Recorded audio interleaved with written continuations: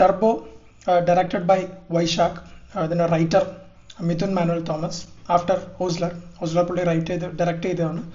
So Mithun Manuel Thomas വന്നിട്ട് ഇതുവരെ പുള്ളിക്കാരൻ ആക്ഷൻ എൻ്റർടൈൻമെൻറ്റ് സിനിമകൾ ചെയ്തിട്ടുണ്ടെങ്കിലും കൂടി ഇങ്ങനൊരു ആക്ഷൻ ഓറിയൻറ്റഡ് ആയിട്ടുള്ള ഒരു മാസ് മസാല ഇതുവരെ ട്രൈ ചെയ്തിട്ടില്ല. സോ അങ്ങനെ മിഥുൻ മാനുവൽ തോമസിൻ്റെ അകത്ത് വന്നിരിക്കുന്ന ഒരു സിനിമയാണ് ആക്ച്വലി ടർബോ എന്ന് പറയുന്നത്. സ്റ്റാറിങ് മമ്മൂട്ടിയുടെ കൂടെ രാജ് ബി ഷെട്ടി കന്നഡത്തിൽ നിന്ന് വരുന്നുണ്ട്. പുള്ളിയുടെ തിയേറ്ററിക്കൽ റിലീസായിട്ടുള്ള ആദ്യത്തെ മലയാളം സിനിമയാണ് ആക്ച്വലി ടർബോ. അതുപോലെ തന്നെ സുനിൽ, തെലുഗു കോമഡിയൻ ആയിട്ടുള്ള സുനിൽ ഇതിൽ ചെയ്തിട്ടുണ്ട്. പിന്നെ അഞ്ജന ജയപ്രകാശാണ് ആക്ച്വലി ലീഡ് ആക്ട്രസ് ആയിട്ട് ചെയ്യുന്നത്. അതുപോലെ തന്നെ വന്നിട്ട് കബീർ ദുഹാൻ സിംഗ് ഇതിനകത്തൊരു ക്യാരക്ടർ ചെയ്യുന്നു. പുള്ളിയുടെ ഡെബ്യൂ ആണെന്ന് തോന്നുന്നു. പിന്നെ ബിന്ദു പണിക്കർ വളരെ ഇമ്പോർട്ടൻ്റ് ആയിട്ടുള്ളൊരു ക്യാരക്ടർ ഇതിനകത്ത് ചെയ്തിട്ടുണ്ട്. സബരീഷ് വർമ്മ ഇമ്പോർട്ടൻ്റ് ആയിട്ടുള്ളൊരു ക്യാരക്ടറാണ്. അതുപോലെ തന്നെ ദിലീഷ് പോത്തൻ ഉണ്ട്. അതുപോലെ തന്നെ ജോണി ആൻ്റണി, നിരഞ്ജന അനൂപ്, അങ്ങനെ വലിയൊരു ക്യാൻവാസിൽ കുറച്ച് തമിഴ് ആക്ടേഴ്സ് ആയിട്ടുള്ള ആൾക്കാരും ഇതിൻ്റെ അകത്ത് ഉണ്ട്. അങ്ങനെ വലിയൊരു ക്യാൻവാസിൽ വലിയൊരു ആക്ടിങ് സ്റ്റാർസോട് ചേർന്ന് വന്നിട്ടുള്ള സിനിമയാണ് ആക്ച്വലി ടർബോ എന്ന് പറയുന്നത്. മമ്മൂട്ടി കമ്പനിയാണ് പ്രൊഡക്ഷൻ. ദുൽഖർ ഇതിൻ്റെ ഡിസ്ട്രിബ്യൂഷനിൽ ഉണ്ട്, വൈഫറർ ഫിലിംസ് ആയിട്ട്.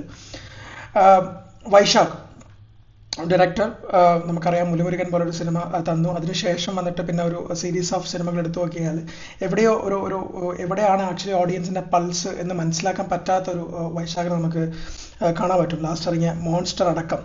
സോ അങ്ങനെയുള്ള ഒരു വൈശാഖിൻ്റെ പോലത്തെ ഒരു ഡയറക്ടറുടെ ഒരു പ്രസക്തി എന്താണെന്നുള്ളത്, ഒരു എൻ്റർടൈൻമെൻറ്റ് സിനിമകൾ എല്ലാവർക്കും കാണാൻ പറ്റുന്ന എൻ്റർടൈൻമെൻറ്റ് ആയിട്ടുള്ള ഹൈ ഒക്ടൈൻ എൻ്റർടൈൻമെൻറ്റ് സിനിമകൾ തരുന്ന ഒരു ഡയറക്ടറാണ് വൈശാഖ്. സോ വൈശാഖിൻ്റെ ഒരു മേക്കിംഗ് സ്റ്റൈലും കാര്യങ്ങളൊക്കെ നമുക്കറിയാം. സോ അങ്ങനെയുള്ള ഒരു വൈശാഖിൻ്റെ ഒരു ഗംഭീരമായിട്ടുള്ള ഒരു കംബാക്ക് ആയിട്ടുള്ളൊരു സിനിമയായിട്ടാണ് എനിക്ക് ആക്ച്വലി ടർബോ ഫീൽ ചെയ്തിട്ടുള്ളത്. മമ്മൂട്ടി കുറേ സീരീസ് ഓഫ് വേറെ ജോണേഴ്സ് ആയിട്ടുള്ള സിനിമ എന്നൊരു പ്രോപ്പർ കൊമേഴ്ഷ്യൽ സിനിമയായിട്ട് മമ്മൂട്ടി വന്നിരിക്കുകയാണ്. സോ ഇതിൻ്റെ അകത്ത് മമ്മൂട്ടിയുടെ ഒരു എനർജി ലെവൽ ഭയങ്കരമായിട്ട് ഇൻക്രീസ് ആയിട്ടുള്ള പോലെ തോന്നിയിട്ടുണ്ട്. ആക്ച്വലി ആ സിനിമയുടെ പേസ് ഉണ്ടല്ലോ, ടർബോ എന്ന് പറയുന്ന സിനിമ എന്ന് പറയുന്ന ആ സിനിമയുടെ ഒരു പേസിനൊത്ത് മമ്മൂട്ടിയുടെ എല്ലാ തരത്തിലുള്ള കോമഡി ആയിക്കഴിഞ്ഞാലും ശരി, ആക്ഷൻ ആയിക്കഴിഞ്ഞാലും ശരി, എല്ലാത്തിലും ഒരു എക്സ്ട്രാ എഫേർട്ട് നമുക്ക് ഇതിനകത്ത് ഫീൽ ചെയ്യുന്നുണ്ട്. സ്റ്റാർട്ടിങ് മുതൽ വളരെ പതിഞ്ഞ ഒരു ഫീലിലാണ് ആക്ച്വലി സിനിമ തുടങ്ങുന്നെങ്കിലും പിന്നെ ഒരു ഫസ്റ്റ് ഇൻട്രൊഡക്ഷൻ ഫൈറ്റിലേക്ക് വരുന്നുണ്ട് മമ്മൂട്ടിയുടെ. അപ്പോൾ അവിടെ ടർബോ ജോസ് ആരാണെന്നും എങ്ങനെയുള്ള ഒരാളാണെന്നും വന്നിട്ട് മനസ്സിലാക്കുന്ന ഒരു നാട്ടിൻപുറത്തുകാരനായിട്ടുള്ള ഒരാൾ, അയാളൊരു സിറ്റുവേഷനിലേക്ക് അകപ്പെട്ടു പോവുകയും അതിന് തുടർന്നുണ്ടാകുന്ന സംഭവങ്ങളാണ് ആക്ച്വലി സിനിമയ്ക്ക് ചെയ്തിട്ടുള്ളത്. മിഥുൻ മാനുവൽ ആക്ച്വലി പല സമയത്തും പുള്ളിക്കാരൻ്റെ റൈറ്റിംഗ് പാറ്റേൺ ഉണ്ട്, അതിനകത്ത് ഭയങ്കര ഗംഭീരമായിട്ട് ഇമ്പ്രസ് ചെയ്യാറുണ്ട്. കാരണം ഈ സിനിമയിലും പുള്ളിക്കാരൻ കൊണ്ടുവന്നിരിക്കുന്ന ഒരു ഐഡിയ ഉണ്ട്, ഒരു കോർ ഐഡിയ ഇതിൻ്റെ ഉള്ളിലുണ്ട്.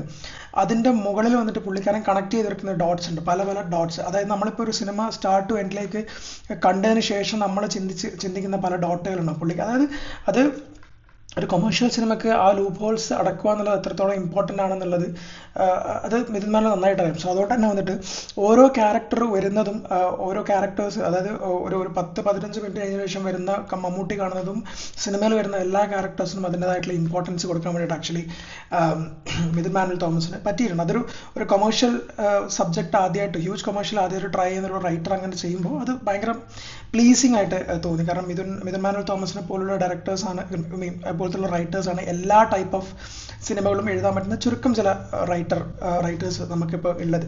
സോ അങ്ങനെ വരുന്ന സമയത്ത് ഈ ടർബോ ഭയങ്കര നല്ലൊരു സാറ്റിസ്ഫാക്ഷൻ തന്നിട്ടുണ്ട് ഒരു സിനിമ ആസ്വാദകൻ എന്നുള്ള നിലയിൽ. ഒബ്വിയസ്ലി ഇതിൻ്റെ ഫസ്റ്റ് ഹാഫിലേക്ക് വരുന്ന സമയത്ത് കുറച്ച് ഫ്ലോസ് ഉണ്ട്, അതായത് കുറച്ച് സ്ലോ ആയിട്ടാണ് പോകുന്നത്.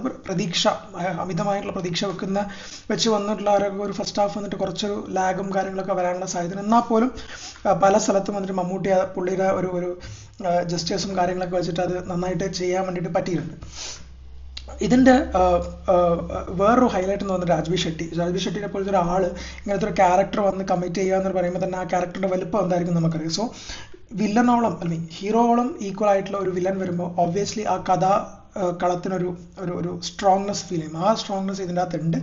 എന്നിരുന്നാലും എനിക്ക് ഇതിൻ്റെ അകത്ത് പറയാൻ തോന്നുന്ന ഒരു കാര്യം എന്ന് വെച്ചാൽ രാജ് ബി ഷെട്ടി ഭയങ്കര സ്ട്രോങ് ആയിട്ട് പുള്ളിനെ കാണിക്കുന്നുണ്ടെങ്കിൽ കൂടി പല സ്ഥലത്തും പുള്ളി കുറച്ചൊന്ന് വീക്ക്ഡൗൺ, പല സ്ഥലത്തും വന്നിട്ട് പെട്ടെന്ന് വീക്കണായി പോകുന്ന പോലെ തോന്നാറുണ്ട്. അതുപോലെ തന്നെ വന്നിട്ട് പുള്ളിക്കാരൻ നന്നായിട്ട് മലയാളം സംസാരിക്കും, പക്ഷേ പുള്ളിക്കാരൻ ഒരു കന്നഡക്കാരനായിട്ട് തന്നെ പ്ലേസ് ചെയ്തിരുന്നെങ്കിൽ പുള്ളി പറയുന്ന തമിഴ് അത്ര ഫ്ലുവൻ്റ് ആയിട്ട്, തമിഴ് നന്നായിട്ട് അറിയുന്ന ഒരാൾക്ക് അത് മനസ്സിലാക്കാൻ വേണ്ടി പെട്ടെന്ന് പറ്റും. പുള്ളിയുടെ തമിഴ് അത്രയ്ക്ക് ഫ്ലുവൻ്റ് അല്ല, അതിനേക്കാൾ ഫ്ലുവൻ്റ് ആക്ച്വലി മലയാളമാണ്. സോ ഒരു തമിഴ് ക്യാരക്ടറാണ് പുള്ളി ചെയ്യുന്നത്. സോ ആ ഒരു പ്രശ്നങ്ങൾ തോന്നിയിട്ടുണ്ടായി. പിന്നെ പുള്ളിയുടെ ആ ഒരു ജെസ്ചറും അതുപോലെ തന്നെ പുള്ളിയുടെ മിന്നി മാഞ്ഞു പോകുന്ന കുറേ ഡയലോഗ്സിൻ്റെ ഒരു ഗ്രാഫ്സും കാര്യങ്ങളൊക്കെ വളരെ ഗംഭീരമായിട്ട് ആക്ച്വലി ചെയ്തിട്ടുണ്ട്. അഞ്ജന ജയപ്രകാശ് വരുന്ന സമയത്ത് ഭയങ്കര ആപ്റ്റായിട്ടുള്ള ഒരു കാസ്റ്റിംഗ് ആയിട്ട് തോന്നി. ഈ പടത്തിൻ്റെ അകത്തേക്ക് വരുന്ന സമയത്ത് ഏറ്റവും ഗംഭീരമായിട്ടുള്ള ഒരു ഭയങ്കര സ്ക്രീൻ പ്രസൻസ് ഉള്ള പോലെ തോന്നി. ആക്ച്വലി ആ പുള്ളിക്കാരെ ആ ക്യാരക്ടർ കൺവേ ചെയ്തിരിക്കുന്നതും അതുപോലെ തന്നെ കമാൻഡിങ് ആയിട്ടുള്ള ഒരു ക്യാരക്ടറാണ് അറ്റ് ടൈംസ്. അപ്പോൾ അത് വളരെ നന്നായിട്ട് തന്നെ ഫീൽ ചെയ്തു.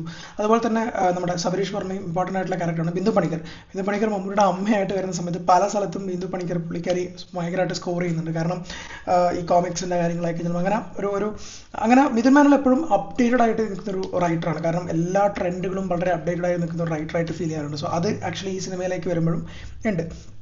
ഈ സിനിമയുടെ ഫസ്റ്റ് ഹാഫിലുള്ള ഒരു ലാഗും കാര്യങ്ങളും എല്ലാം അത്യാവശ്യം വന്നിട്ടൊക്കെ നമ്മൾ എന്നാൽ പോലും വന്നിട്ട് വൈശാഖനം മുതലുള്ള സിനിമകളായിട്ടുള്ള അതുപോലെ നമുക്ക് കോമഡി അത്രയും വർക്കൗട്ട് ആവാത്ത രീതിയിലുള്ള കോമഡികളൊന്നുമില്ല. കാരണം ഞാനിത് കണ്ട സമയത്തൊക്കെയും വന്നിട്ട് പ്രേക്ഷകർ ഭയങ്കരമായിട്ട് എൻജോയ് ചെയ്യുന്നുണ്ട്. പക്ഷേ ഇതിൻ്റെ സെക്കൻഡ് ഹാഫിൽ ഒരു ലാസ്റ്റ് 51 hour ആക്ച്വലി സിനിമ ആ ഒരു ടർബോ എന്ന് പറയുന്ന ഒരു നെയിമിനോട് നീതി പുലർത്തുന്ന നമ്മൾ തോന്നില്ല. ഗംഭീരമായിട്ടുള്ള ഒരു റേസി അറ്റംപ്റ്റ്. അതിനകത്ത് എടുത്തു പറയുന്നത് വൈശാഖിൻ്റെ മേക്കിംഗ് ആണ്. ഒരു ചേസ് സീക്വൻസും കാര്യങ്ങളൊക്കെ പുള്ളി എടുത്തു വെച്ചിരിക്കുന്നത് എക്സ്ട്രീം ഗംഭീരമായിട്ട് ഫീൽ ചെയ്തു. കാരണം അത് ആ സിനിമയുടെ ഒരു ടോട്ടൽ പേസിനെ ഭയങ്കരമായിട്ട് എഫക്റ്റ് ചെയ്യുന്നുണ്ട്. സോ സിനിമാറ്റോഗ്രഫി വിഷ്ണു ശർമ്മ, പലതരത്തിലുള്ള റിഗും കാര്യങ്ങളും ഫൈറ്റ് സീക്വൻസുകളൊക്കെ വന്നിട്ട് ആക്ച്വലി ഭയങ്കരമായിട്ട് മമ്മൂട്ടി പോലത്തെ ഒരാളെ ഒരു ഏജ് ആയിട്ടുള്ള ഒരാളാണ്. സോ പുള്ളിക്കാരനെ വന്നിട്ട് ആ പുള്ളിക്കാരൻ്റെ പഞ്ചും കാര്യങ്ങളൊക്കെ ഗംഭീരമായിട്ട് ഫീൽ ചെയ്യാൻ വേണ്ടിയിട്ട് അത്രയും നല്ല രീതിയിലുള്ള ക്യാമറാസ് വെക്കാൻ വേണ്ടി പറ്റുന്നുണ്ട്. എഡിറ്റർ ഷമീർ മുഹമ്മദാണ്. എഡിറ്റിംഗ് സെക്കൻഡ് ഹാഫിലുള്ള എഡിറ്റിംഗ് പേസ് എന്നൊക്കെ പറഞ്ഞാൽ ഗംഭീരമായിട്ടുള്ള ഒരു പേസാണ്. അതായത് നമ്മൾ പണ്ടത്തെ സിംഗം സീരീസ് കാണുന്ന പോലത്തെ ഒരു പേസ് ആക്ച്വലി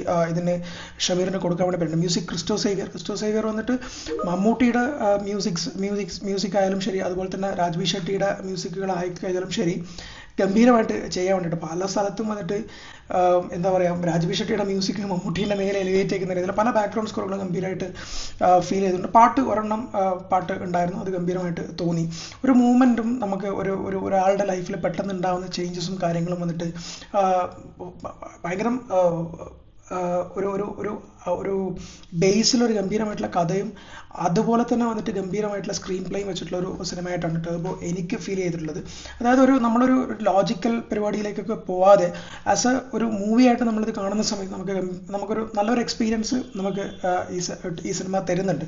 ആകെ മൊത്തത്തിൽ നമുക്കൊരു എൻ്റർടൈനർ എന്നുള്ള രീതിയിൽ. ഈവൻ അതിൻ്റെ ഫ്ലോസും കാര്യങ്ങളും അതിനുണ്ട്.